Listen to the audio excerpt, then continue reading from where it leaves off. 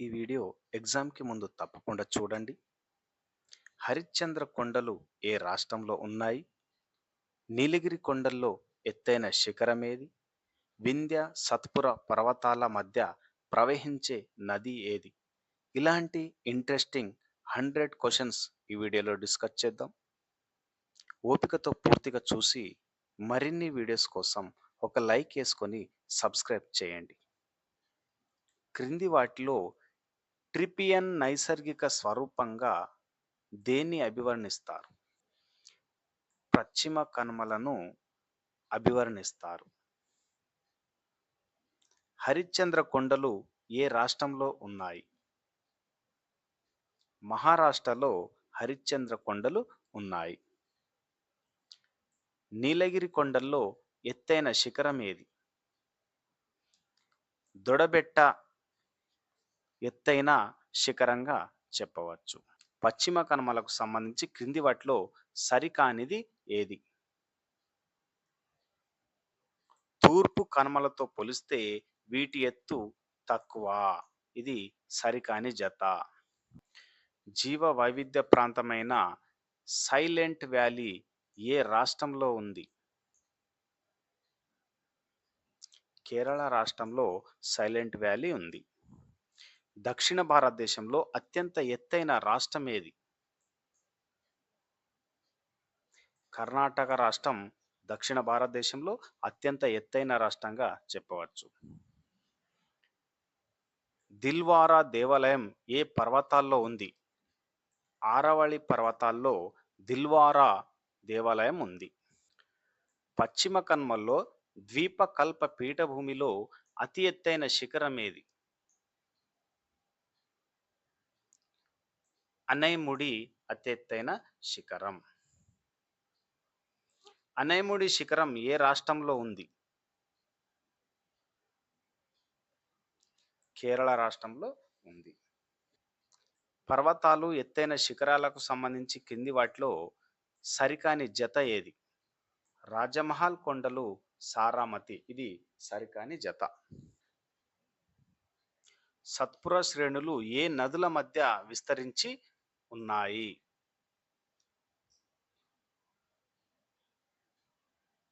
నర్మద, తపతి మధ్య విస్తరించి ఉన్నాయి. గ్రానరీ ఆఫ్ కేరళ అని పిలిచే కనుమ ఏది? పాల్ఘట్ కనుమ గ్రానరీ ఆఫ్ కేరళ అని పిలుస్తారు. కొడైకెనాల్ వేసవి వీడిది కేంద్రం ఏ కొండల్లో ఉంది? ఫళని కొండల్లో ఉంది. వింధ్య పర్వతాలు, సత్పుర పర్వతాల మధ్య ప్రవహించే నది ఏది? నర్మదా నది వింధ్య, సత్పుర పర్వతాల మధ్య ప్రవహిస్తుంది. ఇది నర్మదా నది. సత్పుర, అజంతా పర్వతాల మధ్య ప్రవహించే నది ఏది?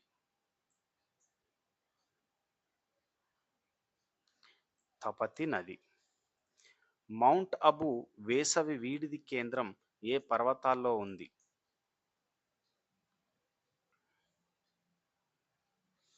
ఆరావళి పర్వతాల్లో ఉంది.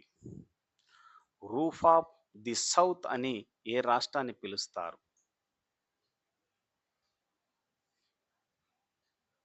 కర్ణాటక రాష్ట్రాన్ని పిలుస్తారు. భారతదేశాన్ని ఉత్తర, దక్షిణ భాగాలుగా విభజించే పర్వత శ్రేణులు ఏవి? వింధ్య, సత్పుర పర్వతాలు భారతదేశాన్ని ఉత్తర, దక్షిణ భాగాలుగా విభజిస్తాయి. క్వీన్ ఆఫ్ హిల్ స్టేషన్స్ అని దేన్ని పిలుస్తారు? ఊటీని పిలుస్తారు. పచ్మరీ వేసవి వీడిది కేంద్రం ఏ కొండల్లో ఉంది? మహాదేవ్ కొండల్లో ఉంది. పశ్చిమ కనుమలు, తూర్పు కనుమలు ఎక్కడ కలుసుకుంటాయి? నీలగిరి దగ్గర కలుసుకుంటాయి. మైకల్ పర్వత శ్రేణి ఎక్కడ వ్యాపించి ఉంది? ఛత్తీస్గఢ్లో వ్యాపించి ఉంది. భారత ద్వీపకల్పంలో సహ్యాద్రి పర్వత శ్రేణి అని పిలిచే పర్వత శ్రేణి ఏది?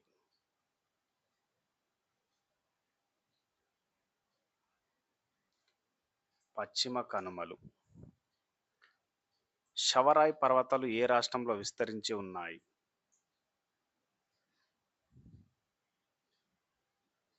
తమిళనాడులో విస్తరించి ఉన్నాయి. హిమాలయ పర్వత వ్యవస్థ ఏ యుగానికి చెందింది?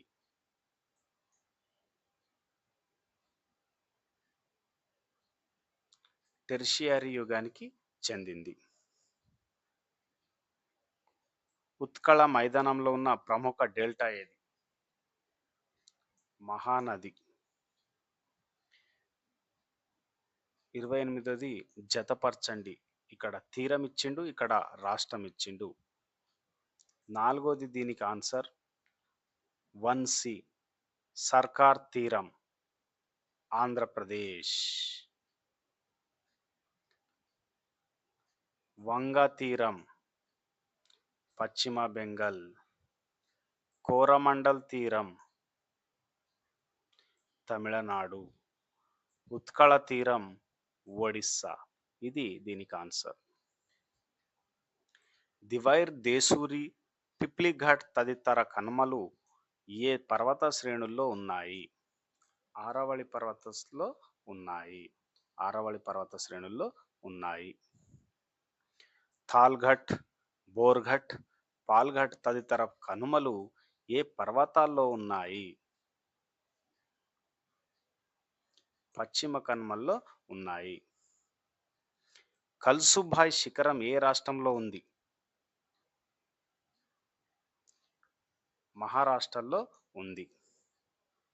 కేరళలో నీలగిరి కొండల తర్వాత విస్తరించి ఉన్న పశ్చిమ కనుమలను ఏమంటారు? ఇలైమలై పర్వతాలని అంటారు. కింది వాటిలో అతి పురాతన ముడత పర్వతాలు ఏవి?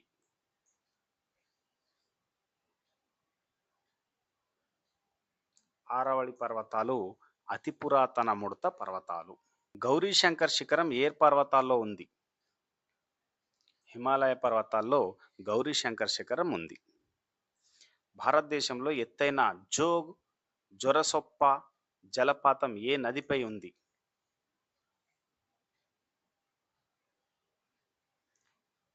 శరావతి నదిపై ఉంది.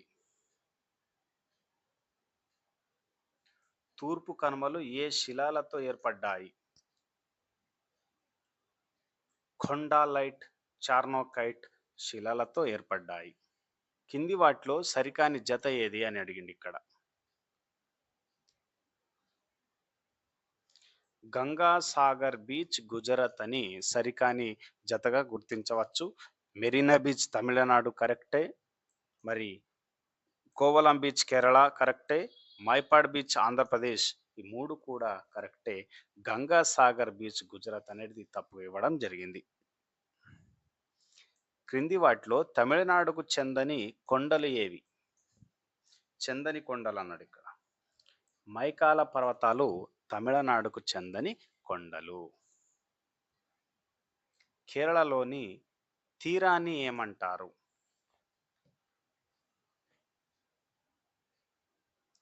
మలబార్ తీరం అంటారు. అష్టముడి, వెంబనాడ్ సరస్సులు ఏ తీరంలో ఉన్నాయి? మలబార్ తీరంలో ఉన్నాయి. ఆటుపోటులకు ప్రసిద్ధి చెందిన మైదానం? గుజరాత్ మైదానం. మహారాష్ట్రలోని తీర మైదానాన్ని ఏమని పిలుస్తారు? కొంకణ్ మైదానం అని పిలుస్తారు.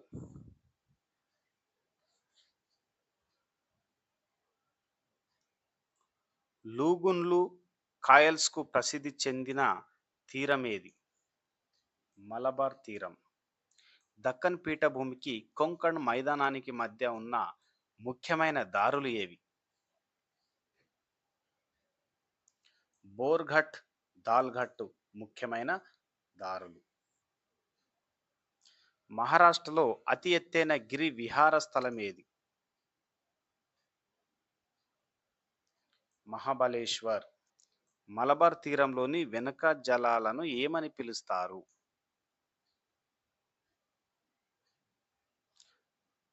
కాయల్స్ అని పిలుస్తారు.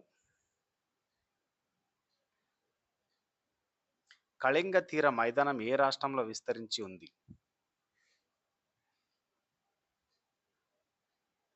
ఒడిశా రాష్ట్రంలో విస్తరించి ఉంది. కింది వాటిలో తూర్పు కనుమలకు చెందని కొండలు ఏవి? పళని కొండలు తూర్పు కనుమలకు చెందని కొండలు. నిమ్మజిత తీరం అని దేని పిలుస్తారు? మలబార్ తీరంను పిలుస్తారు. బాసాల్ట్ నేలలకు ప్రసిద్ధి చెందిన తీర మైదానం ఏది? కొంకణ్ మైదానం. యాలకుల కొండలు ఏ రాష్ట్రంలో విస్తరించి ఉన్నాయి?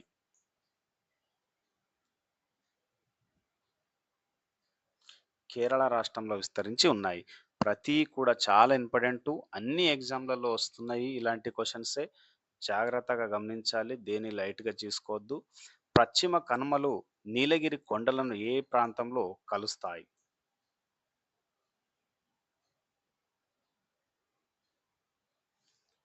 గుడలూరు దగ్గర కలుస్తాయి. దక్కన్ పీఠభూమి ప్రాంతంలో లభించే ముఖ్యమైన మృత్తిక ఏది?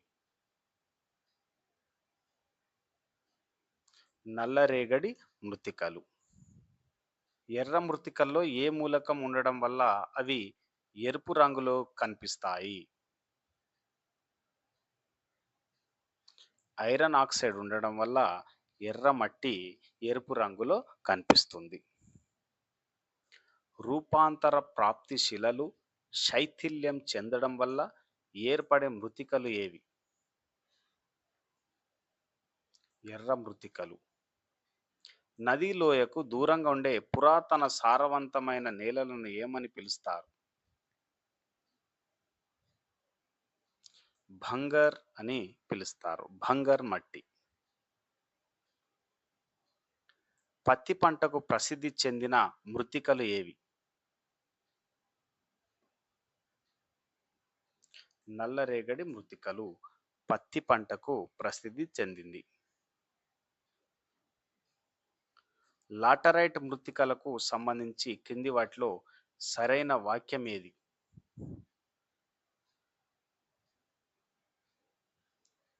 పైవన్నీ కూడా సరైన వాక్యాలే.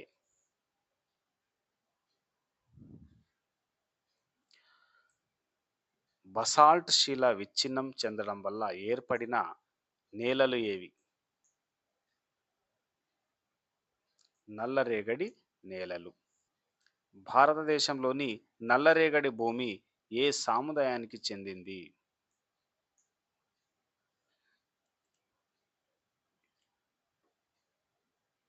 చెర్నోజంకు చెందింది.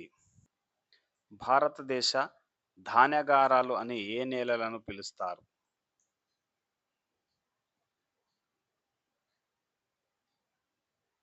ఒండ్రు మట్టి నేలలను పిలుస్తారు.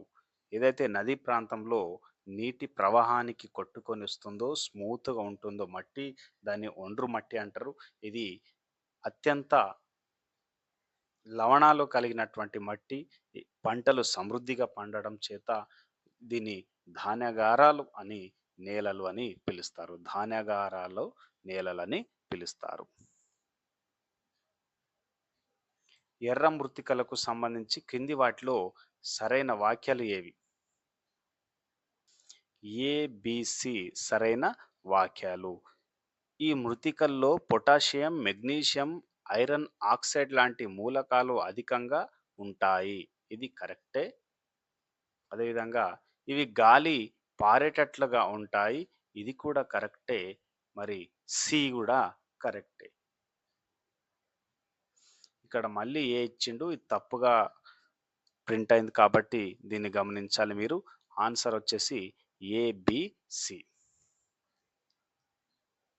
కృష్ణా నది బంగాళాఖాతంలో ఎక్కడ కలుస్తుంది? హంసల దీవి దగ్గర కృష్ణా నది బంగాళాఖాతంలో కలుస్తుంది. ఆంధ్రప్రదేశ్‌లో అత్యంత దూరంగా ప్రవహించే నది ఏది? గోదావరి నది అత్యంత దూరంగా ప్రవహిస్తుంది. చిత్రావతి ఏ నదికి ఉపనది?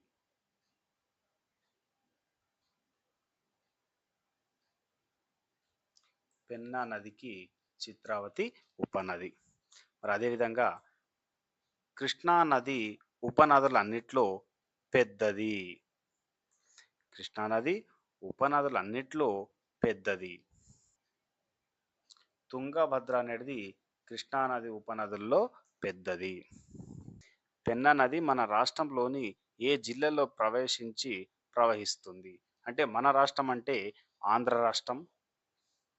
మరి తెలంగాణలో అయితే ప్రవహించదు. ఈ 2 రాష్ట్రాల వాళ్ళ క్లాస్ వింటే ఇది గమనించాలి. నెల్లూరులో ప్రవేశిస్తుంది. పెన్నా నదిపై ఆనకట్టను ఏ జిల్లాలో నిర్మించారు?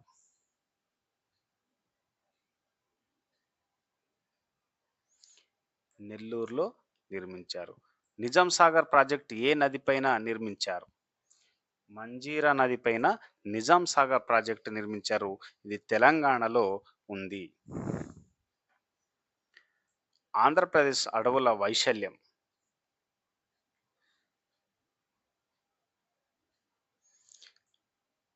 63,814 చదరపు కిలోమీటర్. ఆంధ్రప్రదేశ్‌లోని శీతోష్ణ స్థితిని ఏమని పిలుస్తారు?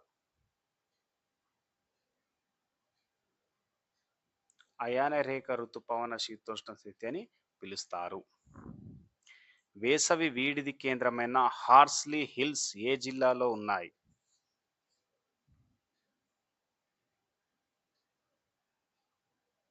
చిత్తూరు జిల్లాలో ఉన్నాయి. మన రాష్ట్రంలో అత్యధిక ఉష్ణోగ్రత ఎక్కడ నమోదైంది? మన రాష్ట్రం అంటే తెలంగాణ. తెలంగాణ సపరేట్ ఉంటుంది. ఆంధ్ర సపరేట్ ఉంటుంది. ఇక్కడ మనకు ఆప్షన్‌లో ఏ రాష్ట్రానికి సంబంధించి ఉన్నాయో అది గమనించాలి. రామగుండంలో అత్యధిక ఉష్ణోగ్రత ఉంటుంది. ఇది తెలంగాణలో ఉంది. ఆంధ్రప్రదేశ్ ఉత్తర ప్రాంతంలో అధికంగా ఏ కాలంలో వర్షం కురుస్తుంది?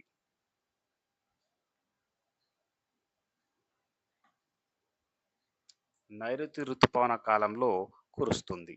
చాలా ఇంపార్టెంట్ క్వశ్చన్స్ ఇవన్నీ కూడా. బంగాళాఖాతంలో వాయుగుండాలు ఏర్పడి వర్షం కురిసే కాలం?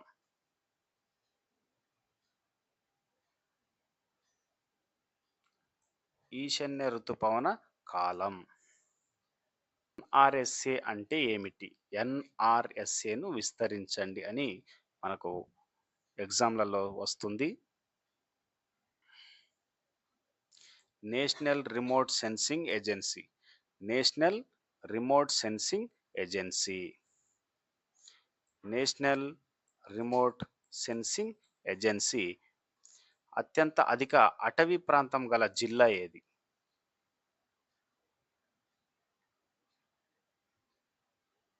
ఖమ్మం జిల్లాలో అటవీ ప్రాంతం ఎక్కువగా ఉంది. మన రాష్ట్రంలోని ప్రధాన అడవులు ఏ రకమైనవి? ఆకురాల్చే అడవులు. రూసగడ్డి ఏ జిల్లాలో ఎక్కువగా లభిస్తుంది? ఇది కానిస్టేబుల్ ఎగ్జామ్‌లో ఇయ్యడం జరిగింది. జాగ్రత్తగా గమనించాలి. నిజామాబాద్ జిల్లాలో రూసగడ్డి లభిస్తుంది. మన రాష్ట్రంలో ఎక్కువగా ఉన్న మృత్తికలు ఏ రకమైనవి?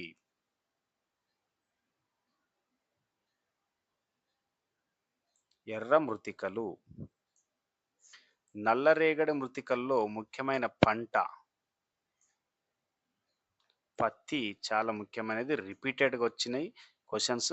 ఇంతకు ముందు కూడా వచ్చింది.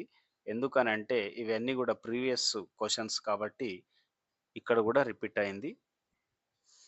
మామిడి, జీడి మామిడి తోటలు ఎక్కువగా ఏ మృత్తికల్లో పెరుగుతాయి? జగురు మృత్తికల నేలల్లో మామిడి, జీడి మామిడి తోటలు ఎక్కువగా పెరుగుతాయి. ఆంధ్రప్రదేశ్ ఎప్పుడు ఏర్పడింది? తెలంగాణ కాకుండా ఇక్కడ ఆంధ్రప్రదేశ్ అని అడుగుతుండ్రు. 1956లో ఏర్పడింది. సహజ వాయువుతో విద్యుత్ ఉత్పత్తి చేసే విద్యుత్ ఉత్పత్తి కేంద్రం ఎక్కడ ఉంది? విజేశ్వరం దగ్గర ఉంది. విజేశ్వరం. వరి ఎక్కువగా ఏ రాష్ట్రంలో పండుతుంది? పశ్చిమ బెంగాల్లో ఎక్కువగా వరి పండిస్తారు. పొగాకు పరిశోధన కేంద్రం మన రాష్ట్రంలో ఎక్కడుంది?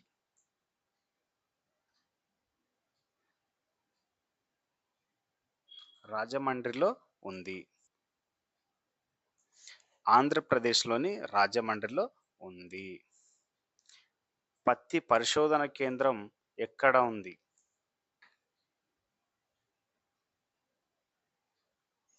నంద్యాల. ఇది కూడా ఆంధ్రప్రదేశ్‌లో నంద్యాలలో ఉంది. క్రింది వాటిలో తప్పుగా జతపరచబడినది ఏది?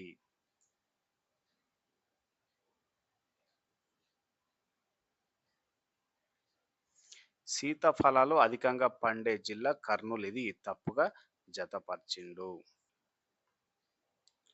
మన రాష్ట్రంలో ఉత్పత్తి అయ్యే ఆస్బెస్టాస్ ఎక్కువగా ఏ దేశాలకు ఎగుమతి అవుతుంది?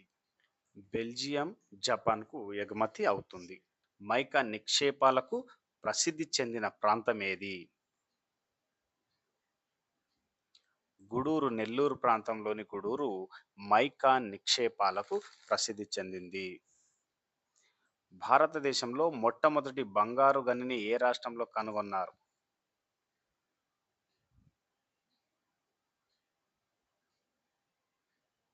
ఆంధ్రప్రదేశ్‌లో కనుగొన్నారు. కోహినూరు వజ్రం ఏ జిల్లాలో లభించింది? ఇది కూడా కానిస్టేబుల్ ఎగ్జామ్‌లో అడగడం జరిగింది. తెలంగాణ కానిస్టేబుల్‌లో.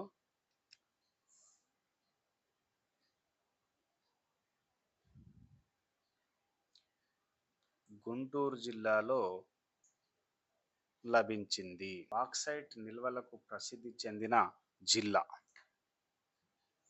విశాఖపట్నం. అగ్నిగుండాల ఏ ఖనిజాల నిక్షేపాలకు పేరెన్నికగన్నది? రాగి. మిశ్రధాతు నిగం ఎక్కడ ఉంది? హైదరాబాద్లో ఉంది. మన రాష్ట్రంలో తొలి పంచదార కర్మాగారం ఎక్కడ నెలకొల్పారు? ఏటికోపాక, విశాఖపట్నం. మొదటి నూలు మిల్లు ఎక్కడ నెలకొల్పారు?